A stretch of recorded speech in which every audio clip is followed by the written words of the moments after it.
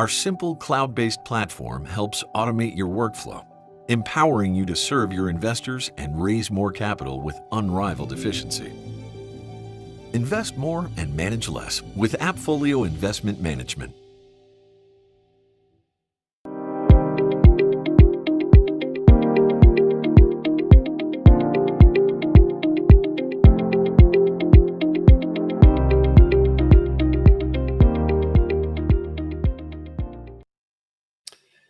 Hello, everybody. It's Jim Young, CEO of Realcomm. So good to be with you this week.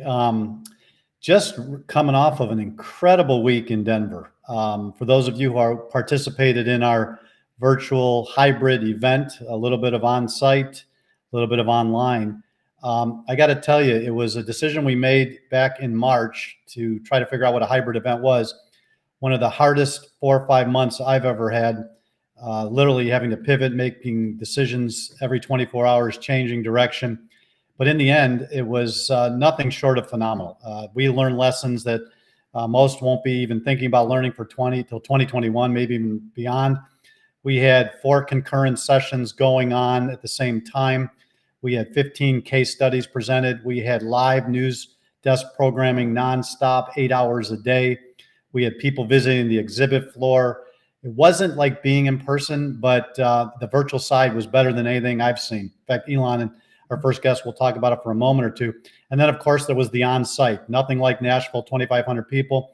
But we had a great group of people. We call them our on-site audience. They were speaking. They sat. We had little cocktail receptions, all safe and following protocols. But for the people that were on site, they were just absolutely excited to have the opportunity to get back into a building.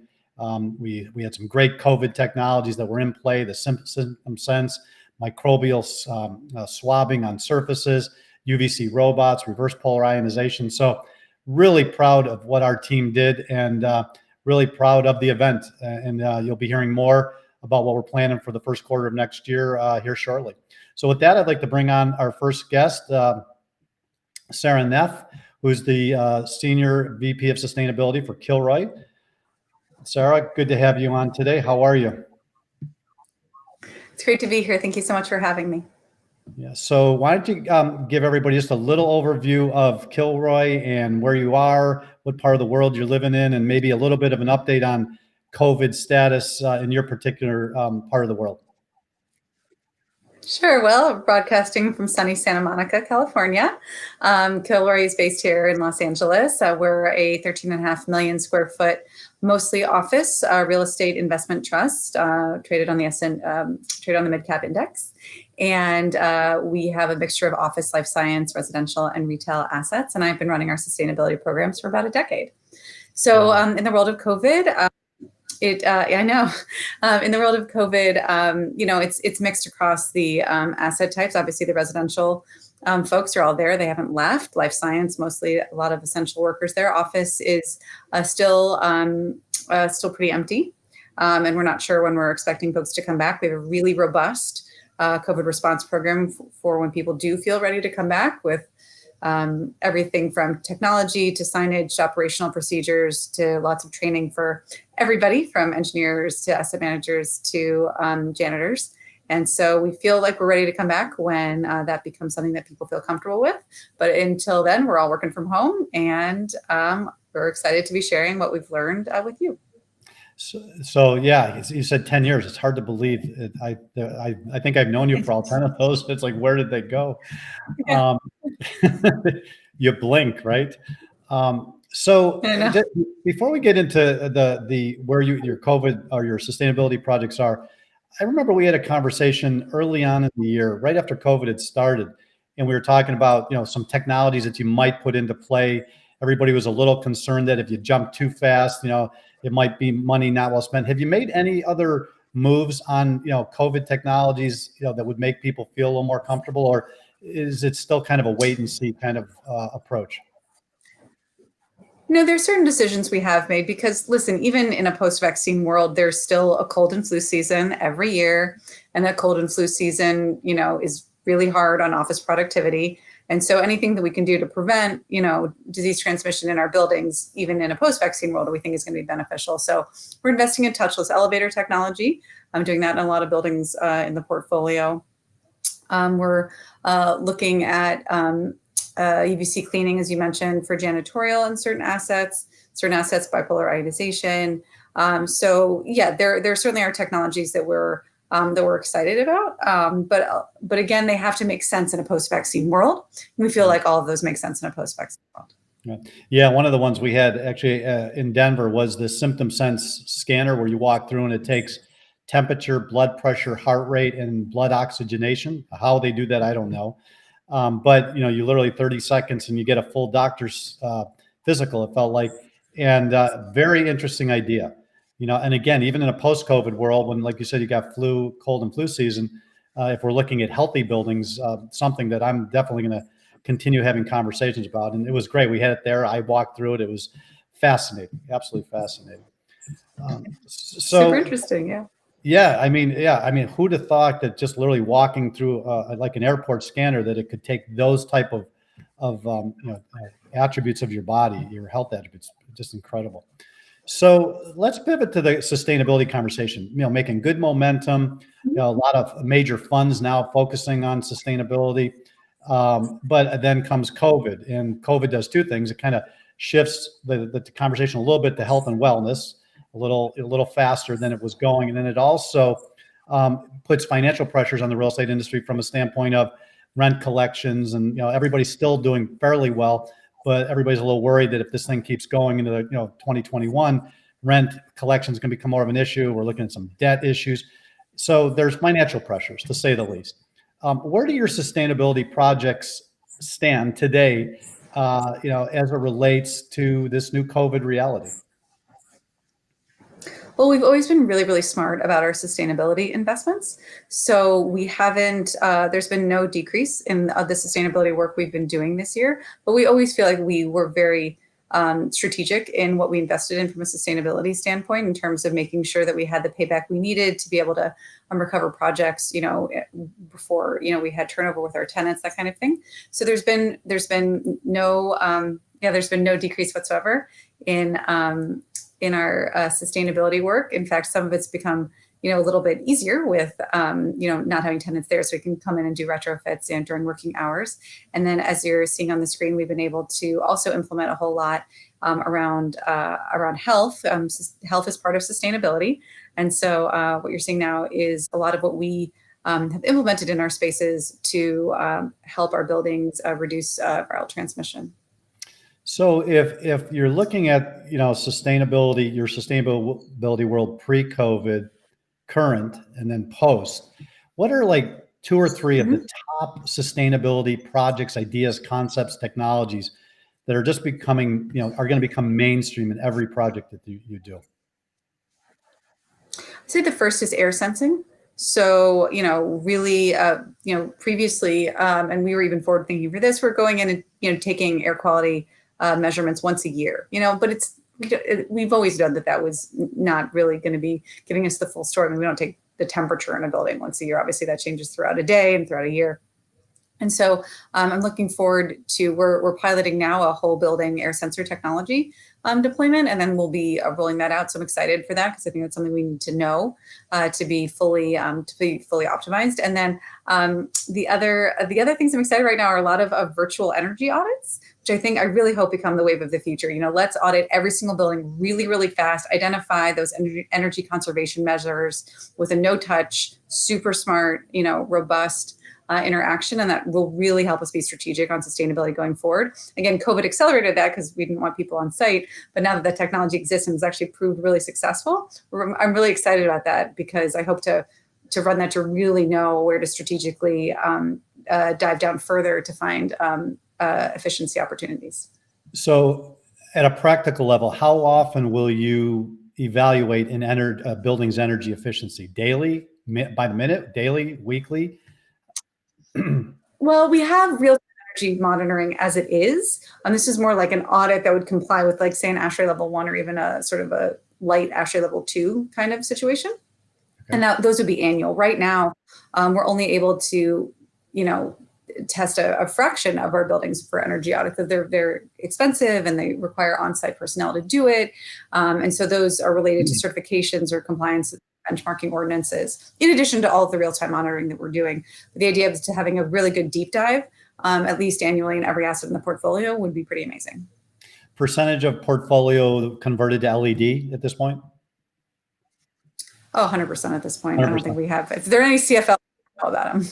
But and are those smart LEDs? Are those networked? Are they running on AC architecture, or have you gone so far as gone to the DC low voltage?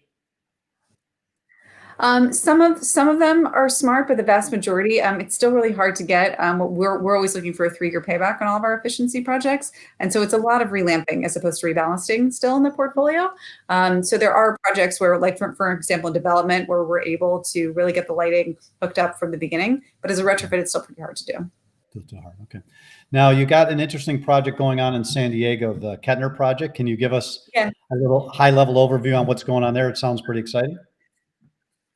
Yes, I'm really excited about this project. It's a 2100 Kettner. It's about 220,000 square feet of office space, about 15,000 square feet of retail, right in the heart of Little Italy, in downtown San Diego. And I'm really excited about it because this project to me knocks out of the park from a sustainability standpoint and a health standpoint. So from sustainability, we're looking at LEED Platinum, solar. We're going to be using reclaimed water in the throughout the domestic piping, green roofs, growing herbs, lots of biophilia, lots of connectivity with the surrounding public transit infrastructure. So really, really great from a sustainability standpoint. Really just to say about we're going to do great things in terms of embodied carbon in the building materials.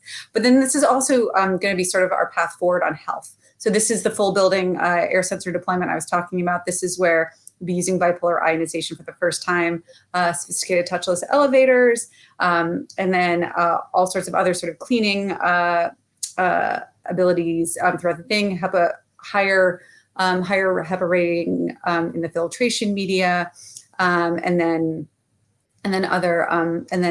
other features like that. And especially, I'm especially excited about just the analog health about it. So, open stairwells, open space, lots of the ability to collaborate when people are feeling the ability to come together or when they need to collaborate when they're far apart. I think that's the thing we're sort of learning as landlords in COVID is it's all about flexibility.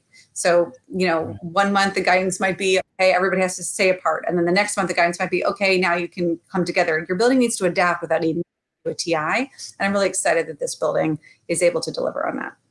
Now, the building was obviously designed way pre-COVID. Was it ready to go? I mean, did you modify along the way?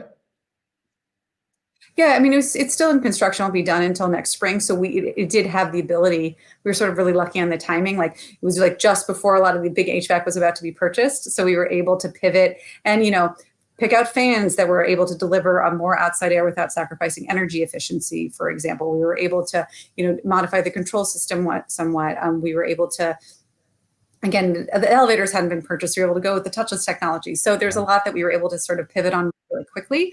And it's one of the reasons I really like working at Kilroy. We're able to be nimble and smart about where we're investing. So the other thing about this is that we were able to work with a third-party industrial hygienist out of Underwriters Laboratory who did basically a health audit of the building design and then helped us make some decisions about what health features to implement, both from a technology standpoint as well as a more analog standpoint. Making sure everything's negative pressurized where it's supposed to be, that kind of thing. And then expected date to finish it up? I believe next April. So it's end of Q1 of 2021. Okay, great. Well, that's my hometown, so I'm looking forward to getting down there and taking a look at it. Maybe we can do right next to the stadium. Really fun. Maybe we can do a little Realcomm hybrid event. It looks like a beautiful building. So thank you so much. I'd love to do that. Thank you so much for being here today. Thank you so much for your ongoing support. Thank you so much for your leadership, your vision. It's been a crazy 10 years, been a crazy 6 months, but you just keep pushing through and hopefully at the end of this, we got better buildings. That's the goal. Yes, me too. Well, thank you so much for having me. It's been a real pleasure. All right. Well, you have a great day. Be well. Bye. Bye-bye. All right. Always enjoy talking to Sara. We've actually run into each other over the years at different events, and it's just really been interesting, especially being on the West Coast, to watch how progressive they are and how they're staying at the front of this next generation smart building journey.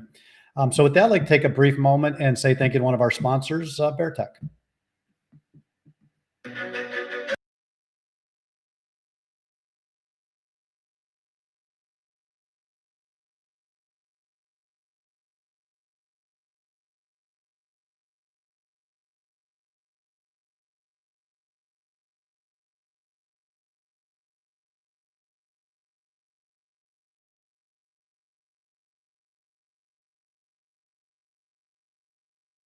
All right. So next guest, another great leader, innovator, someone who I say he does things quietly, slowly, consistently. Doesn't really. There he is. How are you, Ilan? Good to see you. Hi, Tim. Nice to see you too. You're just not one of those guys who gets up on a soapbox and yells. You just get it done, right? Which is really, really great. Good to see you. So before we get into our conversation about where you guys are and what you see in the world of technology in our industry, we were talking earlier about the conference, and you were just kind of lit up a little bit. We're going out of your way to say, what a great experience you had on an online/hybrid event, and everything we've been hearing on online events, people haven't been too satisfied, boring, hard to navigate. Can you take 30, 60 seconds and just give our viewers a little overview on what you experienced last week in our hybrid event? Sure, no problem. First of all, I wanted to commend you on a great experience, because of the way I looked at attending the show was really an experience. I blocked time in my calendar to sort of say, okay, this is Realcomm, so no meetings, no calls, because I want to be dedicated as much as possible to Realcomm. And I knew that I spoke in a couple of sessions, and I thought, well, people are looking for specific sessions to speak with. What are they doing with their free time? But then when I logged into the platform, I realized that I could really have so much access to so much information where I felt like I was really at the trade show itself. So if it was booking, if it's chit-chatting with the people that are in the booth themselves, and then going back and forth with them, and then reaching out to a round table and having deeper conversations with them.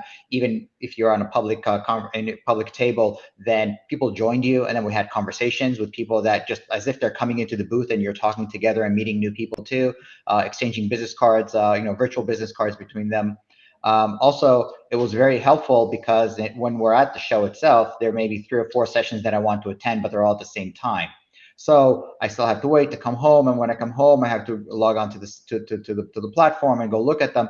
While here, it's like, okay, great, I have half an hour, I have 40 minutes, I can just jump in and look at it in real time. Literally, sessions ended and they were available immediately, which was really, really helpful. So for me, I think that I maximize everything from the trade show itself, and I managed to really to experience a great solution. Awesome. Thank you for that. And we're pretty transparent organization. 4, 5, 6 different platforms, live streaming all day from the news desk, 4 concurrent virtual platforms or sessions going on, the physical on-site part. It was aggressive, it was ambitious, it was scary, but I am so grateful we did it. It's behind us. We learned a lot, and it actually gives us some good insight going into 2021, COVID or not. I think we learned a lot on how people are going to want to participate in events in the future. It was great. It was really good. Well, thank you for that. So, getting into the COVID conversation, gosh, it's November and we're still in this conversation, and it feels people have already given up on 2020. They're already punting to first quarter 2021. I heard one guy say 2024, and I pulled my ears out of my head. I'm going, come on. If that happens, the economy is going to collapse, and we're all going to be in breadlines. So tell us where you guys are at, from where the majority of the portfolio is, what phases you're in, what you've done to, try to solve some of these problems. And then we'll get into the broader conversation. So at Carr, I looked at it in phases. So the first phase was how to get everyone working from home. How do we lock down our buildings? How do we conserve as much energy as possible? And what can we actually do to get through the first wave? And we managed to do that fairly simple. I think that everyone looked at it from a, is this a disaster recovery? Is this a business continuity scenario? Or everyone's already used to working from home, flex hours. People in our business in our office were already taking 2 to 3 days to working from home. So it was just a transition. Can we handle the entire organization working from home versus is working from home a challenge for us? So that for us was a quick transition, and it was really painless. Especially that our methodology is that we don't have anything in our offices. Everything is either SaaS-based, private cloud. So even the adaptation, so long as you have connectivity, you have access, and we were good. The next phase was more of like, well, how do we prepare our buildings when people start coming back in, and what do we need to, what are the expectations from us? And then you have your questionnaires and your thermal cameras. And we also went to the level of integrating thermal cameras in back alleys and in garages and loading docks together with our HID. So that way you don't have to go around the building to come through the lobby. You can come through the back door. That's okay. But you go through an actual terminal that checks your temperature, and if you're okay, it opens up the door. If not, the door stays locked. We experimented with touchless elevators. All of our doors are wave technology, so you don't have to touch anything. Were they wave before, or did you retrofit? They were not. So they were like all of the accessibility doors where you had to press a button. We just converted those into a wave. So all you need to do, all of our buildings are still locked. We're in phase 2 in DC.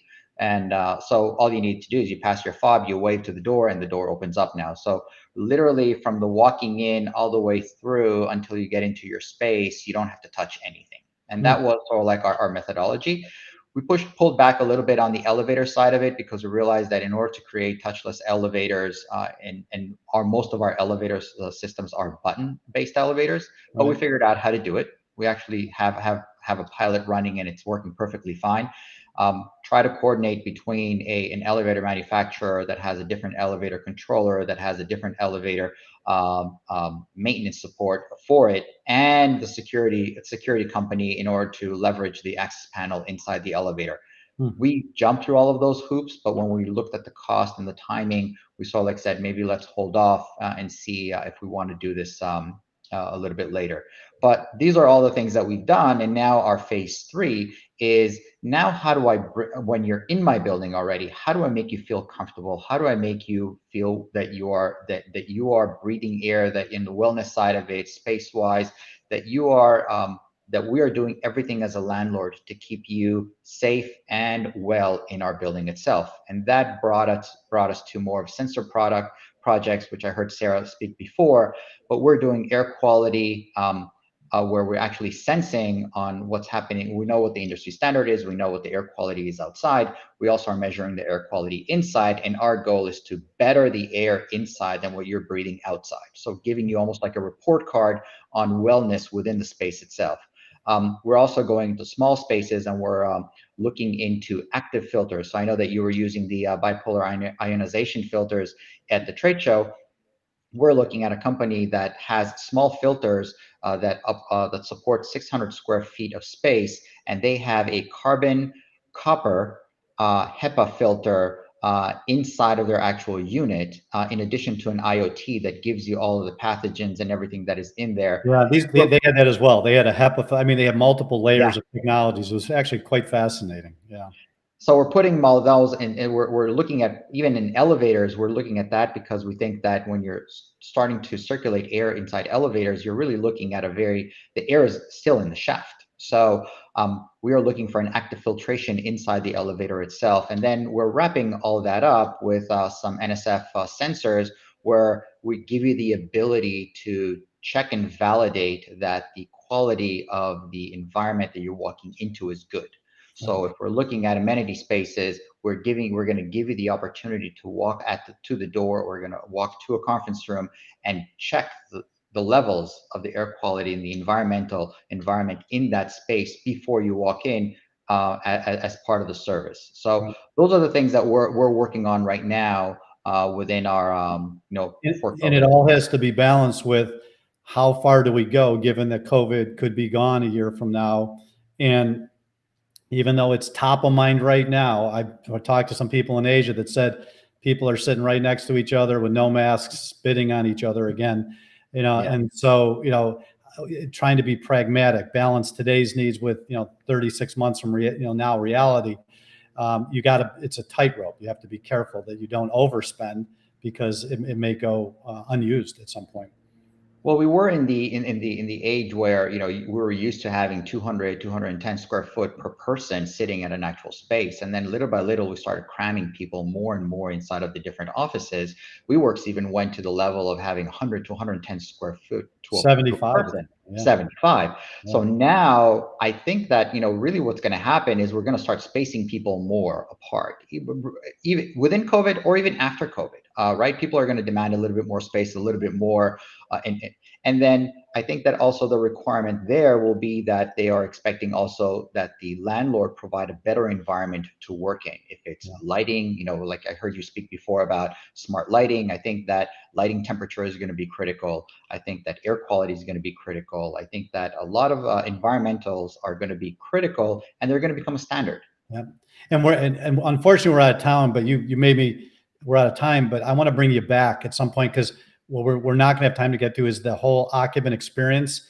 Other than the health side of it, I'm not going to spend an hour on that freeway, fighting to get to that building unless I can do things there that I can't do at home. And Correct. So we actually played around and talked a lot about those at the event.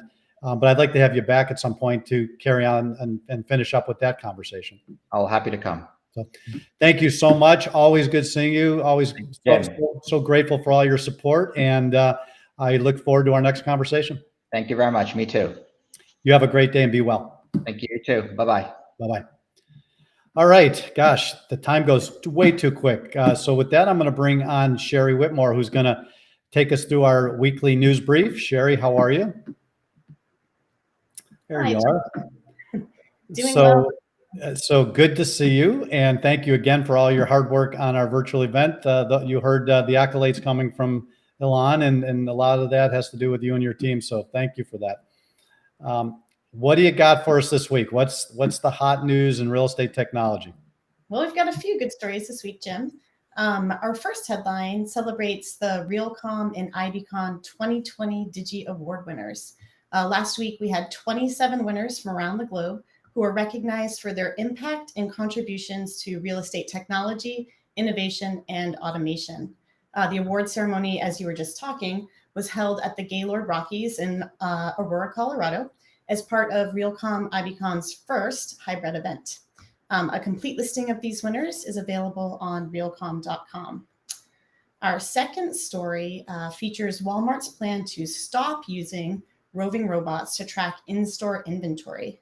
The Washington Post reports that after a years-long effort to automate shelf scanning with robots, the realtor found that human employees are getting similar results.